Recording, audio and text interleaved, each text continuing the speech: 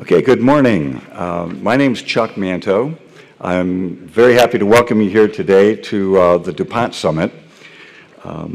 These sessions are being organized and led by InfraGard's National Electromagnetic Pulse Special Interest Group.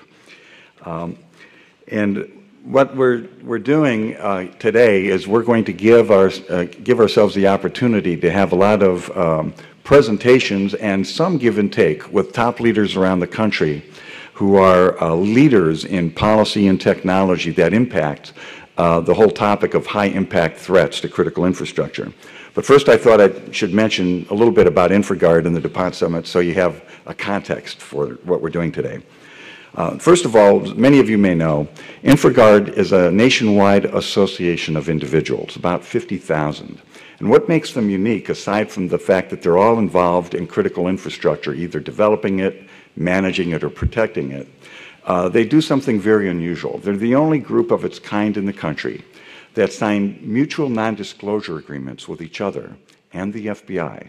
And then the FBI graciously runs free background checks on everybody wanting to apply, which means that we can have trusted conversations about the things that concern us most without fear that somebody might share that information inappropriately, either to a competitor or to a bad guy. And so many times I've seen, over the course of my 30 years working with state, local government, and some federal agencies, that private sector people very often are hesitant to engage because of that very reason. Secondly, we're here at the Dupont Summit. The Dupont Summit is hosted and run by the Policy Studies Organization. They're all the universities across the country and internationally that do public policy.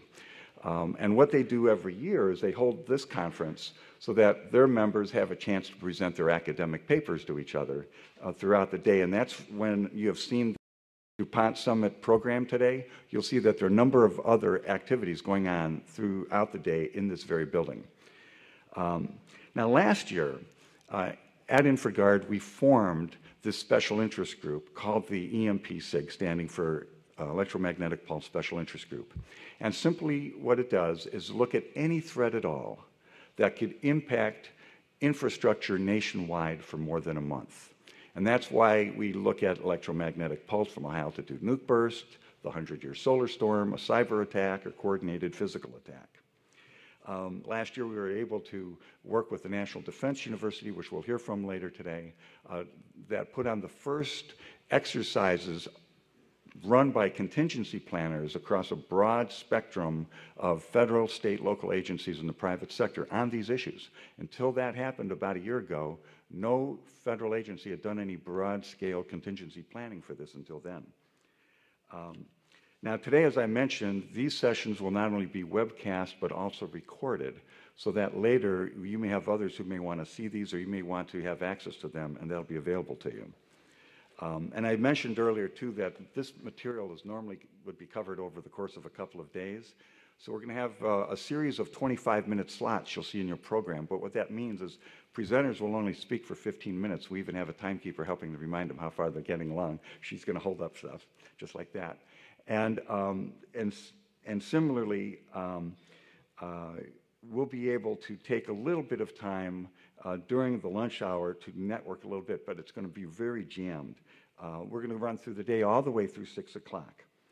So now I'm going to shift gears and begin to set up the program for today by way of introduction. And that's to basically say what we're talking about today is a very hard topic.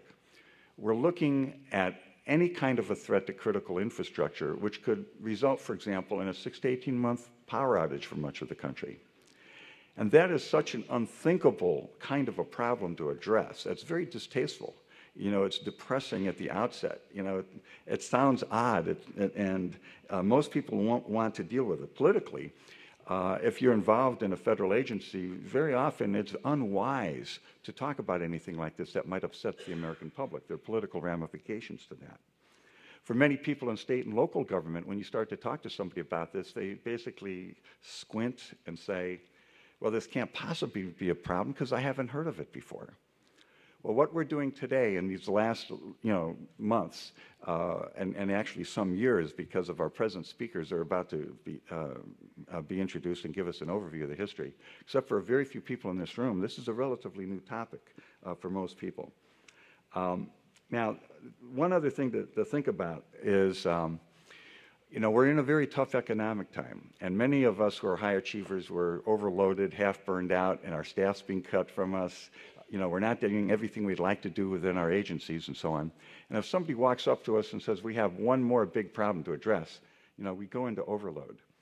And one of the things we need to maybe consider to encourage us, if it's much of an encouragement, is to think about Hurricane Sandy for a moment.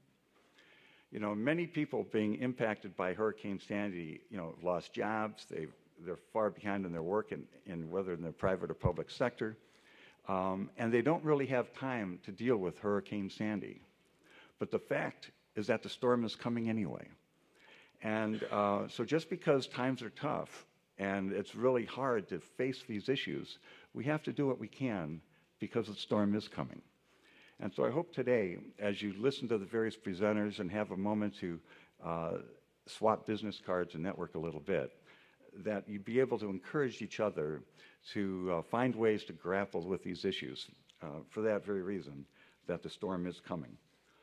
Now, what I'd like to do right now is introduce our first speaker.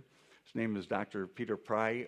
You have available to you a list of speakers. It's also been emailed to you from Eventbrite. If you're an EMP SIG member, it's also been emailed to you.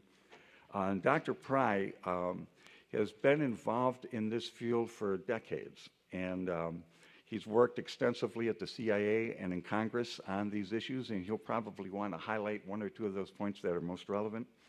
But he is somebody who's been working on this issue for a long time, is very knowledgeable, knows all the players, chief among whom is Congressman Roscoe Bartlett, whom he will introduce.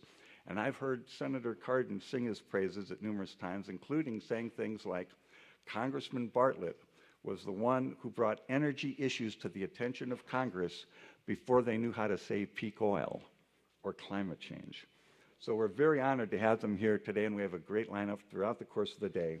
So what I'd like to do now is have Dr. Pry come up and give us a historic overview and a sense of what's happening now, and give us the good news and bad news of this, and then move right into introducing Congressman Bartlett. Dr. Pry?